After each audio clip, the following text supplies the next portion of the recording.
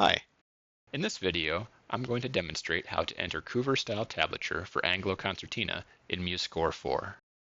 I'm using version 4.4.3, which is the latest at the time of recording. I recommend that you do as well, because earlier versions did have some slight layout differences, and I won't be covering how to address those. This method of entry relies on MuseScore's text line element for both bellows and button indications. Using this element for all parts of our tablature helps to ensure controllable, consistent layout. For buttons that aren't held, we'll want to keep the text, but obviously hide the line. Unfortunately, MuseScore 4 has removed the interface for doing this. However, it does still respect the setting if it's already been applied. I've created custom palettes with this feature, which you'll need to download. The link is in the description. One more quick note before we begin. If you're not on Mac OS, anywhere that I say to use the Command key, you should use Control instead. All right, let's get started. First, make sure the Lines palette is visible. It will provide our bellows indications. Then load the 4 custom palettes that I've provided. These represent right-hand buttons that are held, left-hand buttons, and left-hand buttons that are held.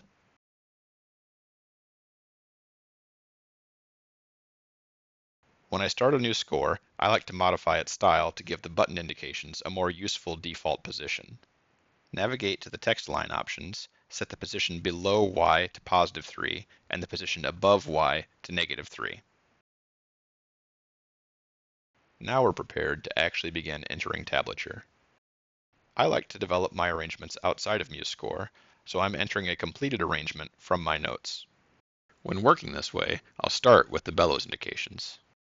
Select a note that you want to place a line over, and then in the Lines palette, click on the Line element.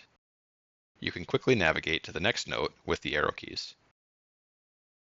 When a line needs to span multiple notes, select the first note, then hold Command and click on the last note before adding the line. We'll cover another method for spanning multiple notes later on. Once we've entered all the bellows lines, we need to position them. I like to place them 1.5 units above the highest right-hand button on the same line of music. I'll start them out at -4.5 and make adjustments later as needed. Before continuing to enter tablature, let's correct the position of the chord symbols. I place these 1 unit higher than the bellows indicators on the same line of music. In this case, -5.5.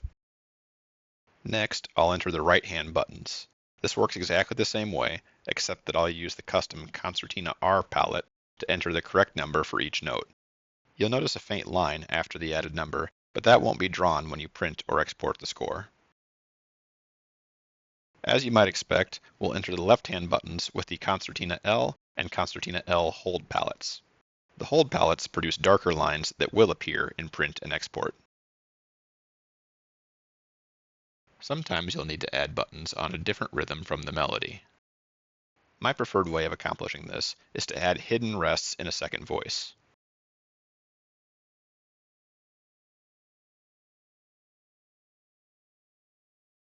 Now let's see a second way to create lines that bridge multiple notes, or in this case rests. First, I'll add a held button on a single rest.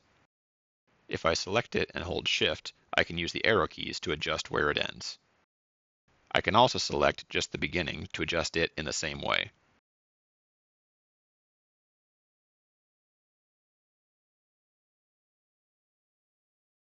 The left-hand buttons that I've entered are actually the second row, and I need to move them down to make room for the first row.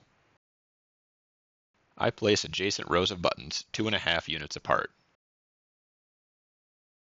Now let's add the first row of left-hand buttons.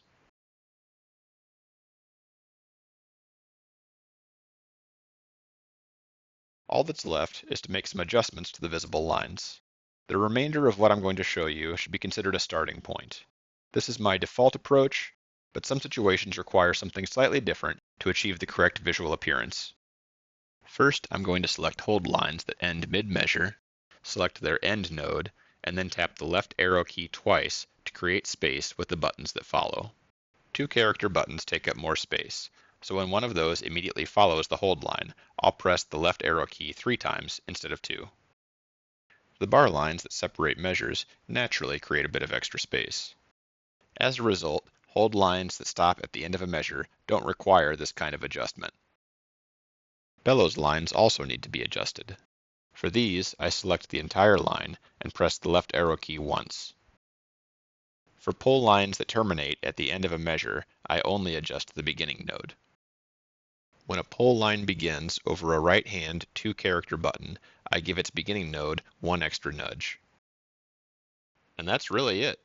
I hope this tutorial helped you, and if you have any tips or tricks of your own, please share them in the comments. Thank you.